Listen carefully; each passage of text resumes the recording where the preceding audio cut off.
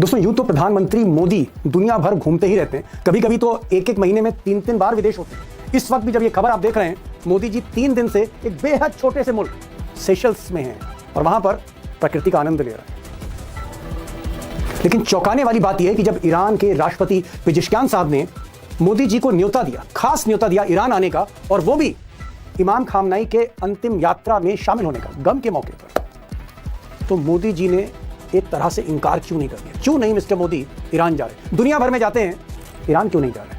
अब सवाल यह है कि जब ईरान से सस्ता तेल लेने की बात आती है, गैस लेने की बात आती है, तो ईरान कभी इनकार नहीं करता, बल्कि युद्ध में जब पूरी दुनिया को सप्लाई बनती, भारत की सप्लाई किसी तरह से ईरान पूरी कर रहा था। तो सवाल इस बात का है कि वो मोदी जी जो ईद की मुबारकबाद भी दे देते हैं, मुस्तफा खामनाई को मुबारकबाद भी दी, उन्होंने शुक्रिया अदा भी किया मुस्तफा खामनाई ने। सवाल इस बात का है कि जब मौके पर हम मदद मांगते हैं ईरान से, तो फिर इस गम के मौके पर क्यों नहीं जा रहा हमारा प्रधानमंत्री? क्यों नहीं जा रहा?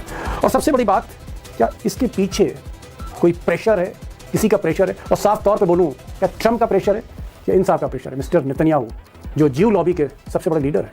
सच्चाई है कि मुस्तफा खामनाई जो इमाम खामनाई के बेटे हैं, जो इस अंतिम यात्रा में शामिल होंगे, वो भी चाहते थे कि भाई भारत जो है रिप्रेजेंट करे, मोदी जी आएँ, और इसीलिए पेजेश्कियान जो राष्ट्रपति, उन्हें इन्वाइट भेजा। 4 जुलाई को इंतजार कर रहे हैं कि साहब मोदी जी आएंगे।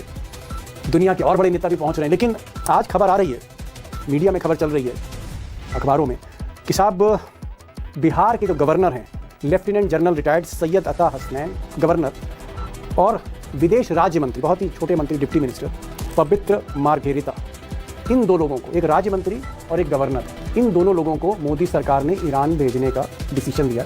फाइनली नहीं आया, लेकिन खबरें आ चुकी हैं कि इनको भेजा जा रहा है। अब डिफेंस एक्सपर्ट जीडी बख्शी, एक समय में मोदी जी के मुरीद थे, इनका कहना है कि मिस्टर मोदी को जरूर जाना चाहिए था। जो हमारे रणनीतिक रिश्ते हैं, हजारों साल के रिश्ते हैं, और हिंदुस्तान का इतना एहतराम ईरान करता है, हमेशा मुसीबत में खड़ा रहता है, साथ निभाता है, ऐसे वक्त पर, ऐसे नाजुक मौके पर, गम के मौके पर मिस्टर मोदी को अगर इन्वाइट मिला था तो इनकार नहीं करते, जाना चाहिए था। जीडी बख्शी करें। और वो कह रहे हैं कि जब इंदिरा गांधी का असैसिनेशन हुआ तो भी वहां के टॉप लीडर, ईरान के टॉप लीडर आए, और भी कई नेता जैसे राजीव गांधी हैं, उनका असैसिनेशन हुआ तो भी आए।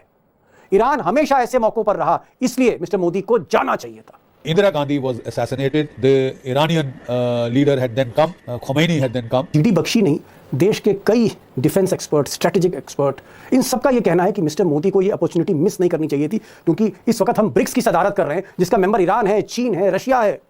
ऐसे मौके पर मना नहीं करना चाहिए था, गवर्नर वगैरह को नहीं भेजना चाहिए था।